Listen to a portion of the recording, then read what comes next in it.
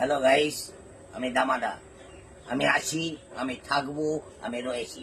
তোমরা অনেক খোঁজ করেছো যে দামা আঙ্কেল আসেনি কেন, দামাদা আসেনি কেন, অনেকেই খোঁজ করেছো। আমি এসে গেছি, আমি থাকবো, আমি রয়েছি, আমি ফেসবুকে থাকবো গো, বলেছি তো। ঠিক আছে, আমি অরিজিনাল গলাতেও কথা বলছি।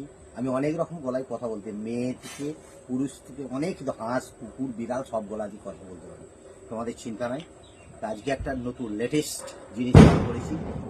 দাদা আসুন, আসুন, ইঁদুর মারুন, ইঁদুরের বাবাকে মারুন, ইঁদুরের মাকে মারুন, ইঁদুরকে নিবংশ করুন। দাদা সুরসুর করে ঢুকছি, কুরকুর করে কামড়াচ্ছি, দাদা ছাড় পোকা মারুন। আসুন, আরশোলা মারুন, ছাড় পোকা মারুন, ইঁদুর মারুন, ইঁদুরের বাবাকে মারুন, ইঁদুরের বাবাকে মারুন, ইঁদুরের মাকে মারুন, ইঁদুরের শাশুড়িকে মারুন, ইঁদুরের শ্বশুরকে মারুন, ইঁদুরকে নিবংশ করুন।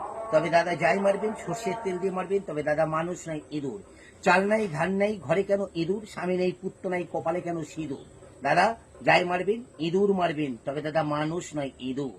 দাদা কাক কালো, কোকিল কালো, কালো মাথার চুল, কদম তলার কৃষ্ণ কালো, যার ছেলে তার মায়ের ভালো।